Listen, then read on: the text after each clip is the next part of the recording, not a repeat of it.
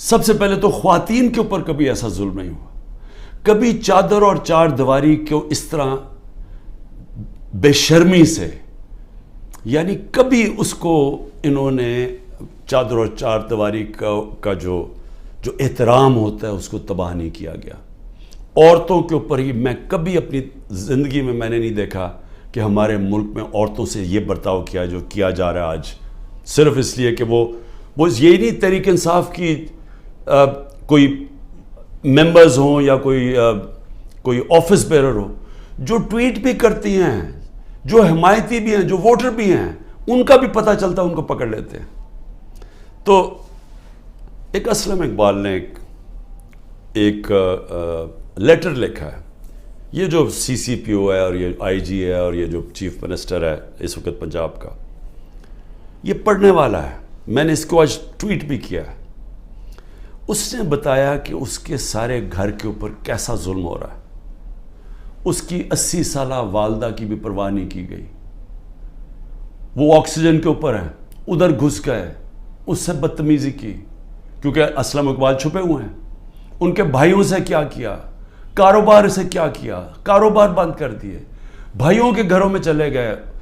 ایک بھائی کا جو باہر سے کوئی اس کا بیٹا آیا ہوا تھا، اس کو جا کے الیکٹرک شاک لگائے، اس کا بازو نہیں کام کر رہا، وہ دبئی میں علاج کروا رہا ہے. یعنی سارے خاندان کو، ان کی بزنس کو جس طرح انہوں نے صرف اس لیے کہ میاں اسلم کسی طرح نکل کے اور کہہ دے کہ میں 9 مئی کے خلاف ہوں اور میں فوج کے ساتھ ہوں اور میں پی ٹی آئی چھوڑ رہا ہوں، اس کے لیے یہ سارا کچھ کیا جا رہا ہے. حماد اظہر کے میاں اظہر ایک پاکستان کی پنجاب کی سیاست میں ایک وہ عزت دار نام ہے جس کی سب اس کے مخالف بھی تعریف کرتے ہیں. 84 سال کے میاں اظہر جن کو کئی بیماریاں ہیں، ان کی طبیعت نہیں ٹھیک، ان کو اٹھا کے لے گئے کیونکہ حماد اظہر نہیں تھا. باقی لوگوں کے گھروں میں گھس کے، یعنی جو میں کہانیاں سن رہا ہوں. کراچی کے اندر بھی بات ہو رہی تھی. کراچی میں تو کچھ ہوا ہی نہیں. کراچی میں کیوں جا کے لوگوں کو اٹھانا شروع کر دیا؟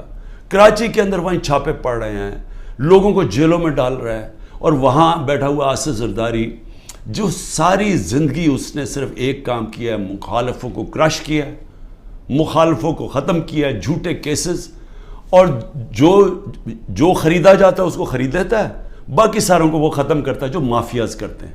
وہاں ظلم کیا جا رہا ہے، ہر ایک کے اوپر ایف آئی آر ہے، لوگ چھپے ہوئے ہیں، اور صرف ایک طریقہ کہ آپ جناب پارٹی چھوڑ دیں تب وہ ٹھیک ان کو نکل جاتے ہیں.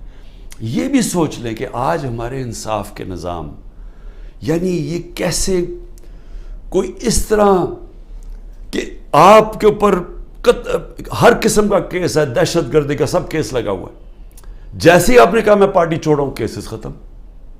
تو یہ کیا ہماری عدلیہ، ہماری لیگل کمیونٹی یہ نہیں دیکھ رہی کیا ہو رہا ہے؟ کیونکہ یہ تو سارے دنیا میں کسی بھی قانون یہ اجازت نہیں دیتا. تو اس کے علاوہ ان کے علاوہ میں صرف یہ بتانا چاہتا ہوں کہ کراچی کے اندر جس طرح لوگوں کو انہوں نے جیلوں میں ڈالا ہوا ہے، اور جو مجھے سب سے زیادہ تکلیف ہے کہ جو ہمارے لوگوں کو، اگر جیل کے اندر جگہ 20 لوگوں کی ہے تو وہاں 60 لوگ بھرے ہوئے ہیں، وہ سو بھی نہیں سکتے، کئیوں کو کھڑا ہونا پڑتا ہے، کوئی سوتے ہیں، کھانا نہیں صحیح دیتے، کئیوں نے جس طرح کا کھانا دیا وہ لوگ کھانا نہیں کھا سکتے، کئیوں کے پیٹ خراب ہو گئے ہیں. یعنی ان کنڈیشنز کے اندر سیاسی ورکرز کو رکھا ہوا ہے، جو سب سے شرمناک بات ہے کیونکہ کوئی مجرم نہیں ہے. یہاں اتنے بڑے مجرم جنہوں نے اربوں روپے کا اس ملک کو نقصان کر کے پھر منی لانڈرنگ کر کے ملک سے پیسہ باہر بھیجا ہوا ہے، کیا ان کی ایسی ٹریٹمنٹ کسی کی تھی؟ کیسز تو پرانے بنے ہوئے تھے، کیا کسی کو ایسے رکھا گیا تھا؟ تو یہ سارا پلان بنا ہوا ہے صرف ایک پارٹی کو ختم کرنے کے لیے. تو یہ پارٹی کو ختم کرتے کرتے کیا یہ جو اس وقت طاقت میں بیٹھے ہوئے ہیں ان کو اندازہ ہے کہ یہ پاکستان سے کیا کر رہے ہیں؟ کیونکہ ملک، دنیا میں ملک کھڑا ہوتا ہے رول آف لاء پہ.